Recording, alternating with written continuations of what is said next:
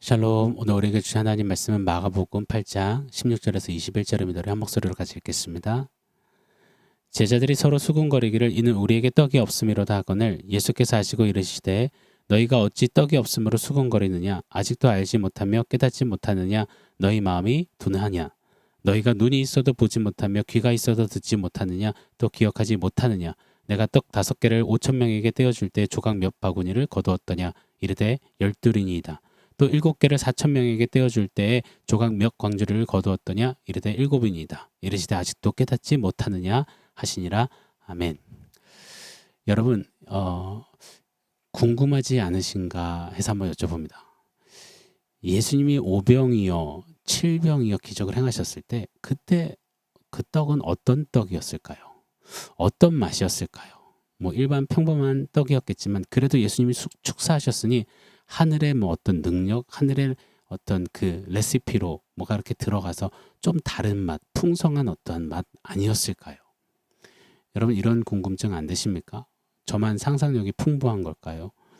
누군가가 5병이요 7병이요 기적을 보면서 자꾸 저처럼 이런 궁금증, 이런 질문만 하는 겁니다. 떡이 무슨 맛이었을까? 떡은 어떤 모양이었을까?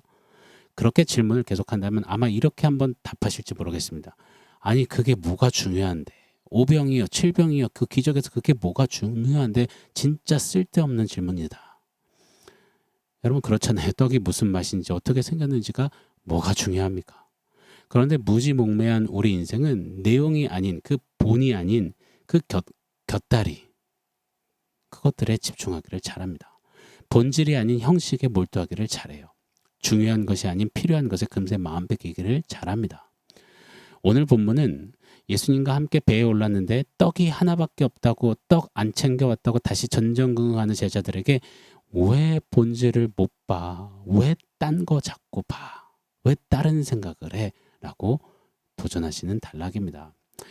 살펴보기 전에 먼저 좀 원하고 바라옵는 바를 좀 외치고 싶어요. 저는 우리가 기적, 표적, 예수님께서 행하신 일들을 통해서 딴소리 하지 않는 신앙의 사람들 되었으면 좋겠습니다.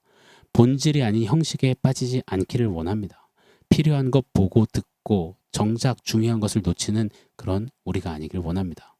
내 눈을 열어서 주의 법에 기이한 것을 보게 하소서 기도했던 시편 기자처럼 하나님 내 길을 여사 학자처럼 알아듣게 하옵소서 이사야의 고백처럼 매일 삶 속에서 일상에서 특히 말씀 속에서 주 예수님이 또렷이 보이고 선명히 들을 수 있는 그 본질을 정확히 보고 설 수 있는 듣고 설 수 있는 저와 여러분 되기를 좀 간절히 축원합니다. 자, 오늘 16절 17절을 제가 한번 더 읽어드리겠습니다. 제자들이 서로 수군거리기를 이는 우리에게 떡이 없음이로다 하거늘 예수께서 아시고 이르시되 너희가 어찌 떡이 없음으로 수군거리느냐 아직도 알지 못하며 깨닫지 못하느냐 너희 마음이 둔하냐. 우리가 먼저 좀 늘 잊지 않고 새기고 붙잡아야 하는 진리가 있습니다. 바로 예수님은 아신다입니다. 17절 상반절에 예수는 아시고 라고 기록합니다. 예수님은 아신다. 이 진리가 너무너무 중요합니다. 제자들이 지금 수군거리고 떡이 없다 염려 걱정하고 그래서 막 부정적인 마음의 결이 막 일어나는 거죠. 이 모든 것을 아십니다. 제자들이 수군거렸다 했을 때 수군거렸다는 디아로조마이라는 원어가 사용되는데 마가복음 2장 8절에 또 사용됐던 단어입니다. 마가복음 2장은 중풍병자를 예수님이 고치실 때 네가 제사함을 받았다라고 선포하셨죠. 이때 이 말을 듣고 서기관들이 마음에 수군거렸어요. 아니 도대체 하나님 왜 누가 죄를 사한단 말이냐. 그리고 분개했죠. 입으로 내뱉지는 않았지만 마음으로 속으로 생각한 겁니다. 이게 디아로조마이예요. 오늘 본문의 제자들은 큰 소리로 수군수군 쑥덕쑥덕거린 게 아닙니다. 그냥 눈짓으로 서로 표정으로 하나가 탁 되어서 떡이 없다며 부정적인 마음, 감정, 생각, 분위기를 마구 담아낸 겁니다. 티 안 나게 그리하고 있는데 예수님은 아셨습니다. 그리고 물으세요. 너희가 어찌 떡이 없으므로 수군거리느냐. 제자들의 수군거림을 아십니다. 그들의 생각과 마음을 정확히 꿰뚫어 보십니다. 사랑하는 여러분, 저는 저와 여러분이 이왕 믿을 거면 화끈하게 믿는 성도였으면 좋겠습니다. 믿었는데 속으로 수군거리는 믿음, 그런 믿음이 아니길 원합니다. 목사인 저부터가 그래야겠습니다. 목회를 하다 보니 믿음을 도전하고 믿음으로 선포하지만 많은 경우 수군수군 거리는 제자들과 같은 모습을 많이 제가 보일 때가 있더라고요. 상황과 관계와 형편이 몰아칠 때가 정말 그럴 때가 있더라고요. 믿고 기적을 체험하고 그리고 또 곧장 이어서 수군거린다. 이 어색하면서도 어설픈 신앙이 점점 더 내려지기를 원합니다. 하나님이 하신다. 하나님은 살아 계신다. 그런데 그리고 곧장 수군거린다. 이런 앞뒤가 다른 경건의 모양은지만 경건의 능력이 없음이 잘라지는 저와 여러분 되기를 예수 이름으로 축원합니다. 여러분 보세요. 우리 주님이 이렇게 믿고 수군거리는 신앙을 기뻐하지 않으심을 명확히 볼 수 있습니다. 주님이 웬만해서는 한마디 툭 던지시면 그냥 늘상 곧장 그냥 게임 끝이잖아요. 그런데 이렇게 믿고 그 다음에 수군거리는 신앙을 향해서는 오늘 본문 보세요. 질문을 연거푸 계속 던지십니다. 아직도 알지 못하느냐? 깨닫지 못하느냐? 너희 마음이 둔하냐? 너희가 눈이 있어도 보지 못하느냐? 귀가 있어도 듣지 못하느냐? 또 기억하지 못하느냐? 질문 파상 공세를 하십니다. 여러분 그만큼 믿고 수군수군거리는 신앙은 우리 신앙의 요주인물, 요주신앙임에 틀림이 없기 때문입니다. 사랑하는 여러분, 예수님의 질문을 통해서 우리 해석하시자고요. 점검하시자고 적용하시자고요. 믿고 수군거리는 신앙은 알지 못하는 신앙이고 깨닫지 못하는 신앙이고 마음이 둔한 신앙이고 보지 못하는 신앙, 듣지 못하는 신앙, 기억지 못하는 신앙입니다. 주님이 질문하신 내용을 받들어서 우리가 한번 이런 결론에 이르러야 합니다. 그러니 두렵고 떨림으로 우리 믿고 수군거리면서 마침표를 찍고 돌아서시자고요. 오늘 본문의 제자들의 상태가 딱 그렇습니다. 믿고 수군거리는 겁니다. 5병이요 7병이요 기적을 본 지 얼마나 지났다고 떡이 한 개뿐이라고 수군거리는 제자들이에요. 정확히 오늘날 우리들의 모습을 보여주고 진단해준다 믿습니다. 사랑하는 여러분, 지나온 여정들을 한번 돌아보시자고요. 우리가 알든 모르든 인지하든 못하든 하나님 베푸신 그 5병이요 7병이어들 그 기적이 얼마나 많이 있습니까? 저도 미국 유학생활을 하는 동안 한번 돌아보면 그 생활비와 학비를 어떻게 충당했을까 싶습니다. 정말 불가능해서 동전 하나하나까지 다 모아서 그렇게 매 학기 매달 한 달 그렇게 살았거든요. 그런데 그때마다 하나님의 기적 같은 오병이요 만나 매출하기가 있었음을 부정할 수 없습니다. 고백하지 않을 수가 없습니다. 지난 목회의 여정길, 큰딸이 1살 때 미국에 와서 미국에서 한국으로 와서 정말 1푼도 없이 시작했습니다. 그렇게 살아가며 목회했습니다. 정말 힘들었던 기억들, 그 이미지들이 파편 조각처럼 많습니다. 많이 떠다닙니다. 그런데 그 파편 조각들이 단숨에 다 덮어지는 것처럼 하나님의 기적 5병이어 7병이어들이 정말 굽이굽이 많았음을 고백합니다. 사랑하는 여러분 어떠신가요? 한번 돌아보십시오. 만약 그때 여러분의 과거 그 어느 순간에 하나님이 해주지 않으셨다면, 하나님이 기적처럼 역사하지 않으셨다면 저와 여러분 우리는 오늘 존재하지 못할 것입니다. 그런데 말입니다. 그런데도 돌아보면 그런 기적과 은혜를 맛보고도 금세 수군거리고 금세 토라지고 금세 원망 불평하고 금세 계산하다가 좌절하고 주저앉고 우리가 딱 제자들 같습니다.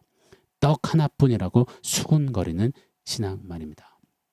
당최 제자들이 우리들이 왜 그럴까요?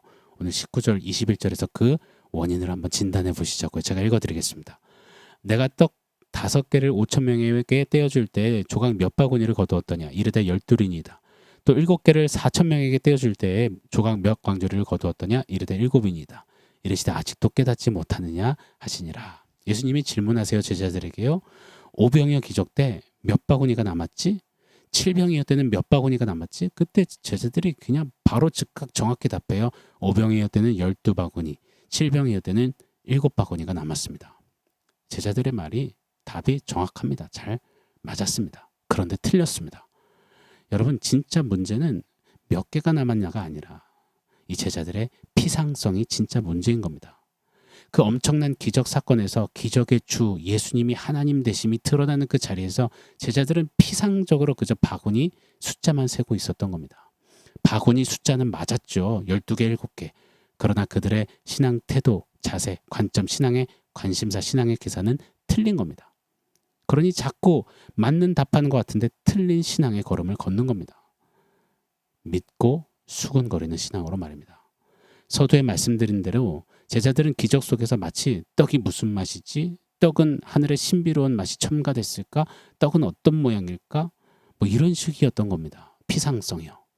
그래서 그들은 7병이요 이후에도 떡이 없다고 곧장 수군거리는 겁니다.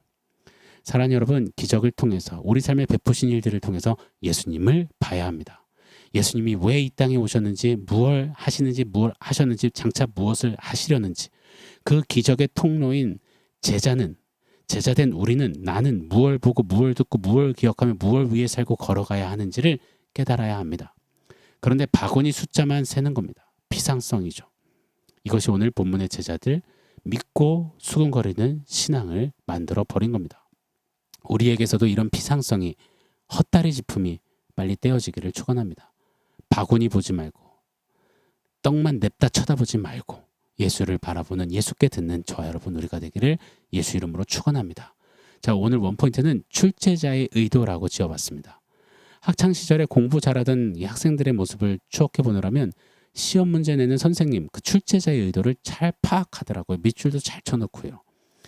신앙에서도 출제자이신 우리 주님의 의도와 의중을 잘 파악하는 게 너무 중요함을 깨닫습니다. 안 그러면 믿는데 계속 수군거리다 마는 겁니다. 우리 신앙길에서 주님은 순간순간 주님을 보고 듣고 깨닫고 누리고 기억하기를 원하십니다. 그것이 때로는 배고파 죽겠는 시간일지라도, 그것이 때로는 기적의 현장일지라도, 어느 때 어떤 순간 어떤 자리 어떤 시간이든 이것을 꼭 기억해야 합니다. 그래서 그저 눈앞에 펼쳐진 떡 하나 때문에 수군거리지 않고 떡 하나를 보면서 출제자의 의도를 파악하며 생명의 떡 되시는 예수님을 크게 묵상하고 정답으로 적을 수 있는 저와 여러분 되기를 바랍니다. 우리 그렇게 출제자의 의도를 잘 파악해서 시험 잘 치르시자고요.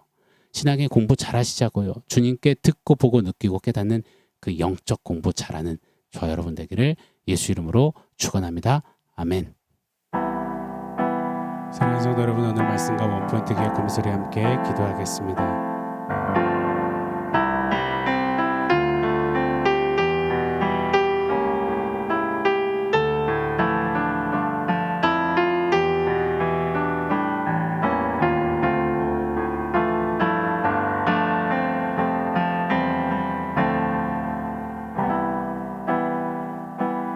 하나님,